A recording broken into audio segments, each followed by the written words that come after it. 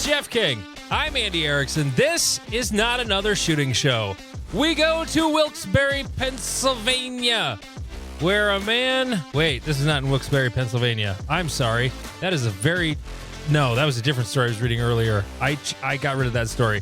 We're talking about Alamitos Beach. I think this is in California. Yes, it is. Long Beach, California. Police say they're investigating after a man accidentally shot himself Monday morning near Alamitos Beach. The man was in the area of Ocean Boulevard and blah, blah, blah. Facts we don't care about, but he did unintentionally fire a weapon that struck him in the lower body, according to Long Beach Police Department. The man took himself to a local hospital for treatment. His wounds were not considered life-threatening.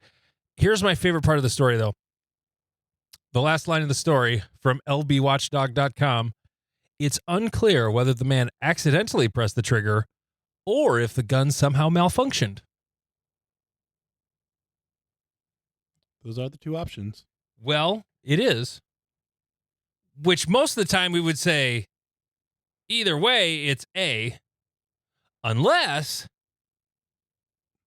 it's a SIG P320. You know, because then it could be option B. Otherwise, it's always option A. Right.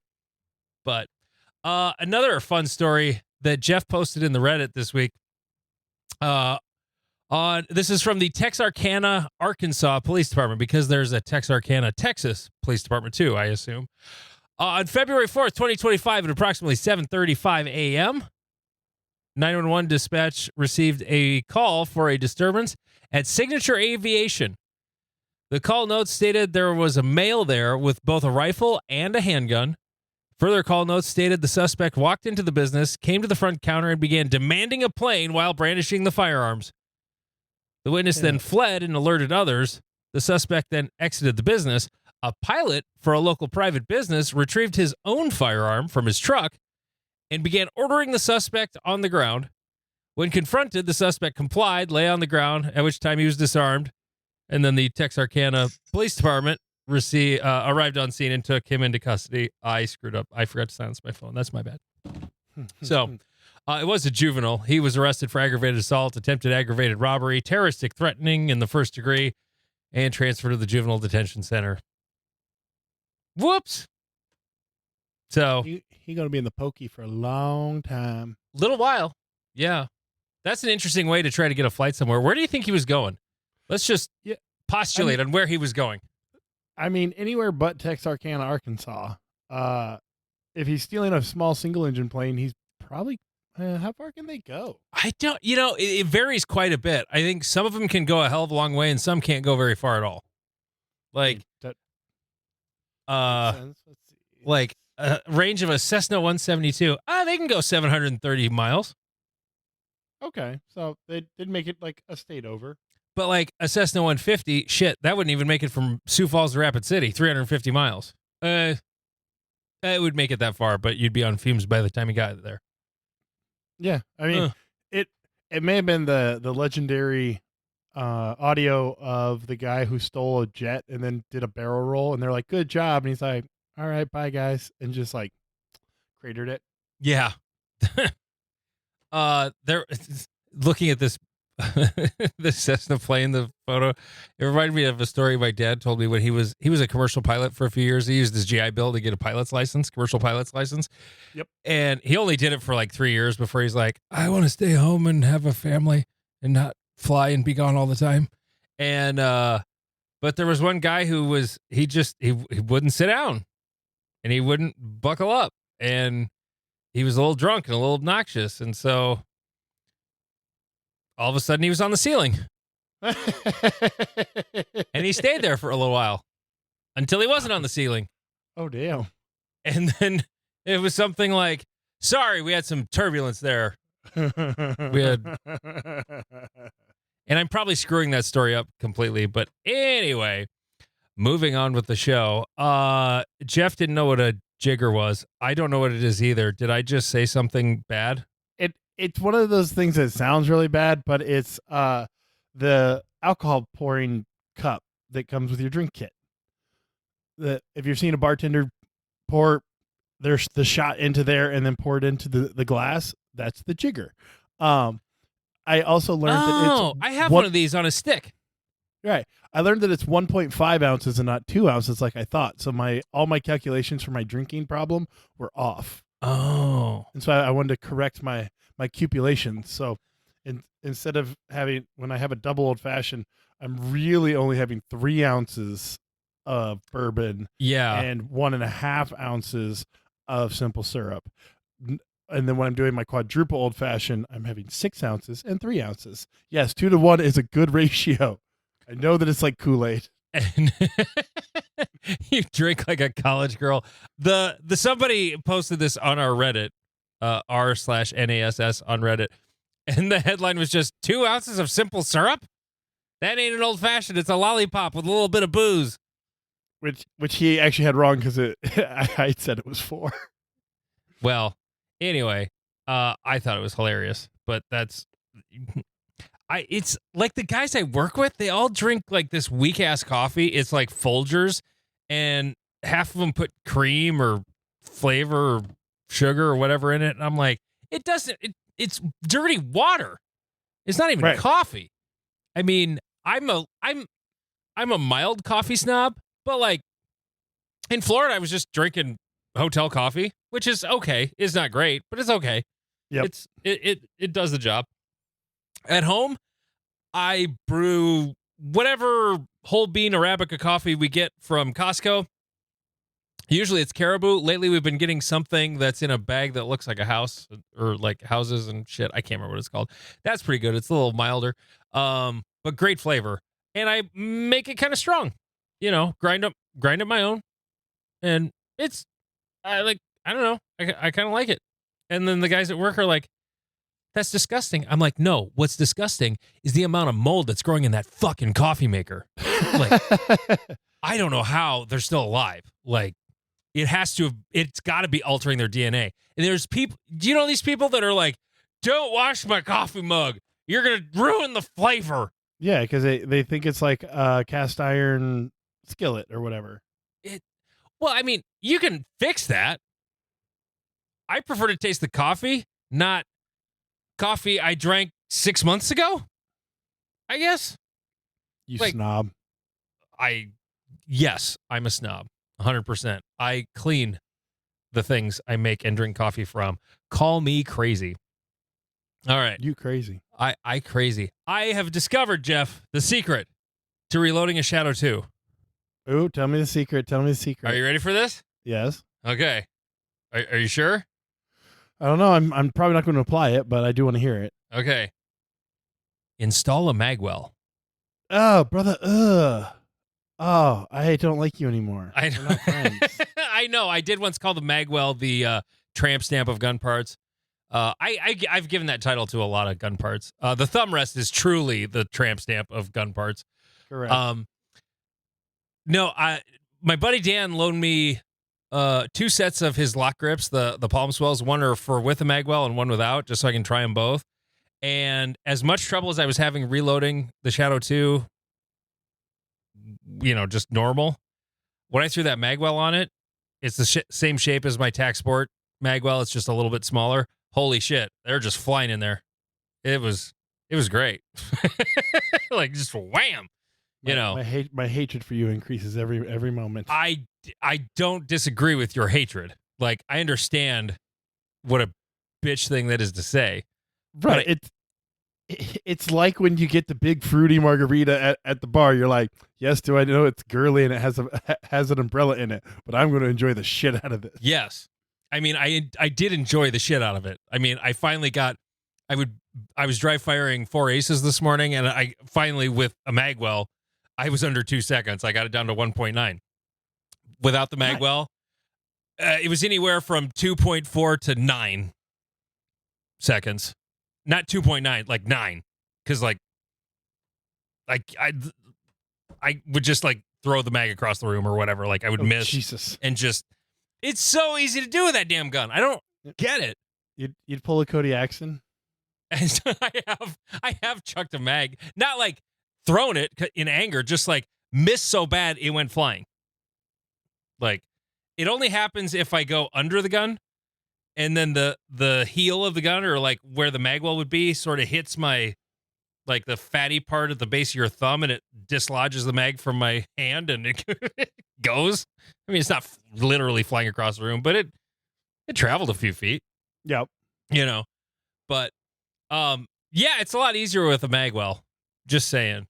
I was experimenting with that, and it was great. I did figure out one of my reloading problems. What? I don't grab the mag the same way twice. Oh, that's a problem. You should grab it the same way every time.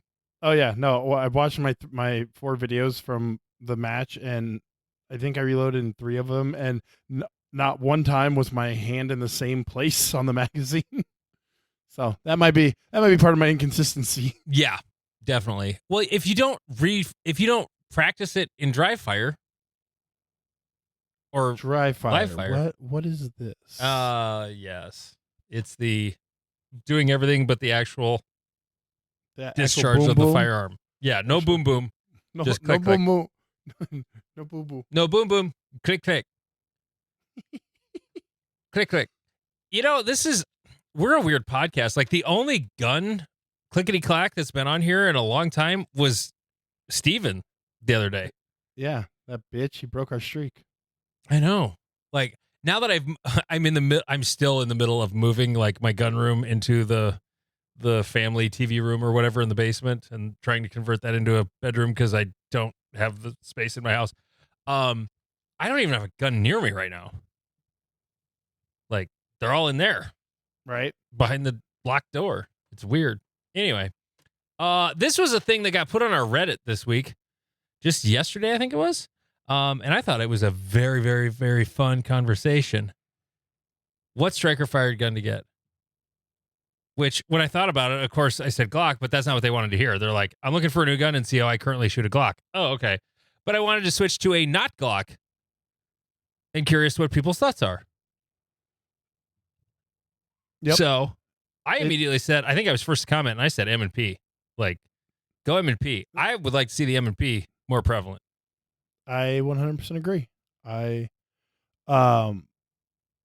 experienced most of the polymer guns at this point, and I have a weird relationship with the gun. So the ones that people hype up, like the Walther PDP full size, the one Joel's shooting was mine. I cost Lane a Walther sponsorship because of that stupid thing, and like, that's how little I like it. That I basically got it, shot it a couple times, sold it to Joel, was done with it. I tried the Q5. Both, we have a guy named Alex and Lane. They've ran XDs into the dirt.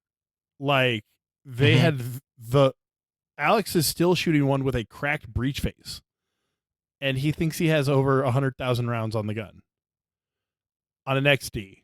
So I'm just absolutely shocked by it. Wow. So, but of the ones that I've dealt with, I had a VP9. It like weirdly pinched my finger, and the grip texture is god awful. Everything. Always remember, HK hates you, and you deserve it. So everything is way more expensive than it needs to be. It comes out 3 years later than it should have, and it's always subpar. But it does look nice. The Canics are the only one I haven't dealt with. I mean, Nils won 3 No, they're nationals? pretty good. They're good. I have a Canic. I've shot it in competition. I like it. I don't love it. Kind of for the same reason as Beretta. It's the same. Like, I don't like, grip angle's not a big deal, but like, overall, if you practice with it, it's fine. Right. The more vertical guns, I have a harder time not pulling down when I press the trigger. And it was true with the Beretta, and it was true with the Canic. Just like that last second, that last nanosecond of trigger press, like, it was harder. I had to concentrate so much harder to not just that tiny little bit pull it down. I shot so many no-shoot haircuts where I'd get like alpha no-shoot, like 2 alpha no-shoot. Like, one of them would break the perf with a no-shoot. Yep. When I was shooting that Beretta, it was crazy. And when I shot the Canic, it was kind of the same thing. Now, I don't know if these are actual corollary, but it is anecdotal evidence to me because the magazines are literally the same dimension. Like, Yep. the base pads are all the same, and like you can try to put a Canic mag in a Beretta, it just won't click in. Yeah, you can also put a CZ mag in an M&P, and it will run okay. Really? Like, yep. Interesting. Yeah. So here's the actual point that I'm going to make is that, yes, the M&P with an Apex trigger in it is the peak of pistol, of striker fired polymer frame pistol, I should say. Other than that, you are splitting hairs on what feels good to you, what company you want to represent. Yes. Like, people are like, oh, the mags are cheap. How many do you actually own? Like, everyone is like, oh man, mags are cheap. I'm like, how many do you have? 6. Then why the fuck do you care? Yeah. Like, I have like 10 M&P mags that are now 10 or 12 years old, still work fine. Like, they if they're metal, they don't wear out. So it really, and most companies do make most holster makers will make a holster for you if you pay them enough. I have an appendix holster for a Shadow 2. Like, it's possible to get things built if you are actually motivated to do it. So it really comes down to, I mean, Hunter Constantine has run an M&P. I mean, he took like top 5 at nationals, top 10 at nationals, something like that. Like, so they can get you there. Glockenspiels can get you there. Canics can get you there. Walthers can get you pretty close to there. P10F can get you there. I mean, XD can get you there. Rob Latham did some work with that thing. Are they making the XD anymore? I don't think they are. I don't. Yeah, they came out with one, like a new. Well, it's like the full size Hellcat. What's it called? Echelon. Yep, that's what it is. Echelon is their new the replacement for it, I believe. Well, they still list the XD on their website, so maybe they are still making them. Yep, but yeah, the Echelon is what's taking it over, and I think it had teething issues. I can't remember, but the point is that if you're willing to put in the work, and you're willing to like sit down and do it, you're probably going to need 2 or 3 of them. Even an M&P, you probably need 2 or 3 of them. Hunter Constantine has like 14. He posted a picture of them in a circle. That's like, the cool thing about a striker fired gun is they are so much cheaper. Oh, that it's so much easier to have multiples. I have 2 Glock 34s. And a 17. So basically I have 3 of the same gun. But I also have a 35. I can throw a 9mm barrel in, and then I have a 4th one. And you're still like two or 3 striker guns to every Shadow 2. Like the P10s, the P10s and the M&Ps at least used to be able to got for like $350. Yeah, I think that's kind of gone away. I mean, you can still get well, you're not going to get a P10 police trade-in, but you can get a M&P police trade-in. Yep. Make sure to get the 2.0 over the 1.0 unless you're willing to replace the trigger or the well, you're going to replace the trigger anyways, but like if you're going to replace the barrel, because apparently I didn't run into this when I had mine, but I mainly shot the 5-inch Performance Center, and so I think those ones were better. But the 4-inch 4.25, whatever the standard size one was, they had accuracy issues, which I find just remarkable coming from a company as long-standing as Smith & Wesson. And it like persisted through the entire life of the Gen 1. Yeah. Like, it was always an issue that you would think they had been like, all right, we got to fucking fix this. But they had garbage triggers and bad barrels, which is why they struggled to take off for so long. And then they came out with the 2.0 to unfuck everything, and they kept the same bad trigger, made it a little bit better, and then have slowly put out little. But the new trigger is really just the same trigger system with a different trigger shoe. Right, but they finally caved in and quit using the curly trigger. Yeah, the curly trigger was garbage. And then another problem with Smith & Wesson is all of the SKUs they have. Like, I was actually looking on their website last night because I was just looking at like, or whatever day this came up, because I want to get just a standard 9mm M&P. I have a 40 of the Gen 1, but I was looking on there and I was like, oh wait, that steel frame, the Spec Series V or 5, whatever the fuck that's supposed to be. Yep. Did you see the MSRP on that thing? 900 or no? That's the standard one. No. No, this is steel, not aluminum. The aluminum. MSRP $16.99. Oof. Oof. Yeah. Now, hey, it's got rainbow blue parts, so. Oh, that. I again. And it comes with a comp, and it comes with a magwell, and it comes with magazines I'm pretty sure are too long to fit the gauge in USPSA. They are. Oh, they are? Yep. Someone measures them at SHOT Show. They are too long. Of course they are. Like, no, not one gun company has come out with a competition mag that is actually within spec. Right. Like, fuck. Well, it's almost like our sport is too small to be worth anything. They just put an extension on, like, I can't, it looks like an extension. Yeah, it is. I mean, they put a base pad on it and they just made them too long. That's all they did. Like, how dumb.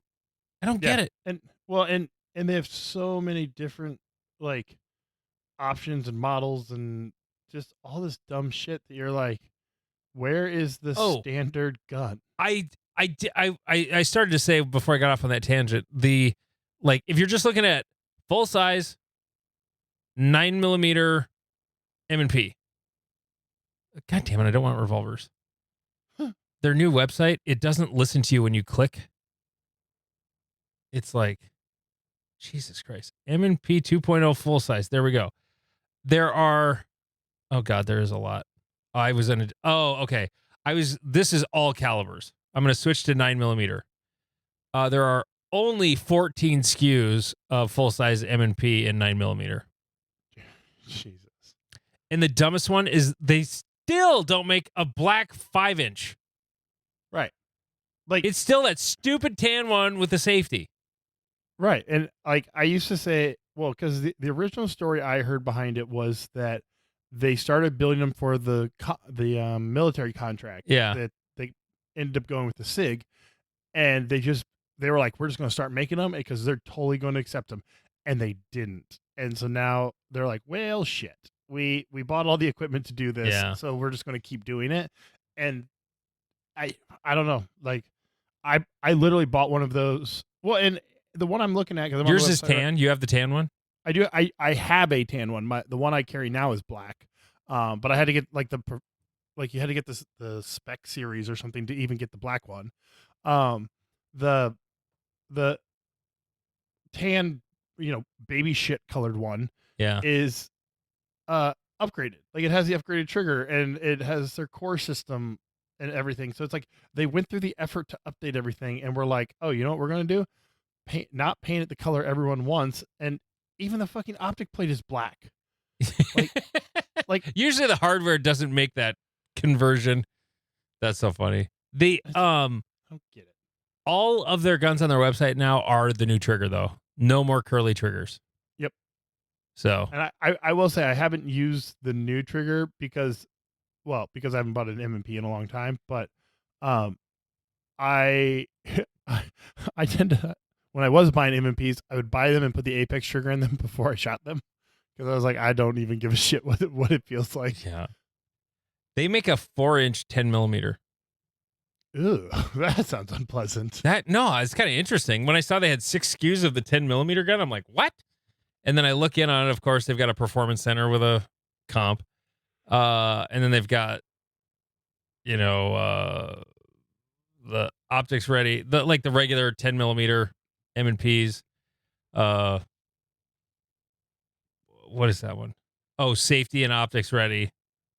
And then safety, optics ready, 4-inch barrel. And then they have no safety, optic ready, 4 point, however long the full size one is. It's a little longer, like 4.5, I think. And then they got a 4-inch one. And I don't know. It's kind of, they got the FDE with thumb safety. If you get FDE, you're getting a thumb safety. What? Sorry, folks.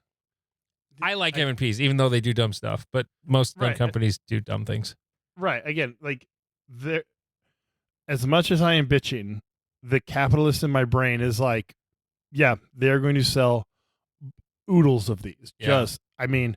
They wouldn't keep painting them brown if they weren't They must selling. be. Yeah, they must be selling them because they're still making the dumb things. So. Right. And if you sit on Reddit long enough, someone's going to make the post of like, oh, here's my 75 shades of FDE because they think it's cool or whatever. And, when we invade Gaza or, other desert-like countries, well, you have to have FDE guns because the color of our pistol is going to show in the deserts of that we don't do anything in anymore. Yes, this is flat dark earth.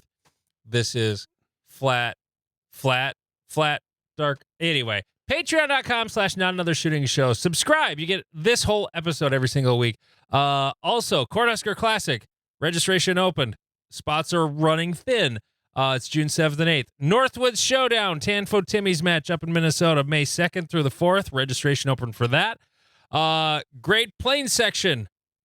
It's pretty much sold out. I don't know if there's any slots left or not, but last I looked, it was pretty much sold out. There might be one left. And then Area 3 is going on sale March 1st at 10 a.m. So there you go. But like I started to say, patreon.com/notanothershooting show, just $3.57 a month. And you're going to be able to hear how Jeff got shot, which I don't know the story yet. I'm looking forward to this. He put it in the rundown. Jeff got shot. And he also took Lane's class. Obviously, he was not badly hurt, but I'm looking forward to that story. Lane's handgun combatives class. I like hearing about that. I'd like to take it, but there's always something going on whenever he has it, so I still haven't taken it yet. And then we're also going to talk about dead cartridges, which is kind of fun, but I have guns with some of those. And, oh, you're hurting my feelings in there. Damn you. Patreon.com/notanothershooting show, just $3.57 a month, and you'll get the rest of this entire episode.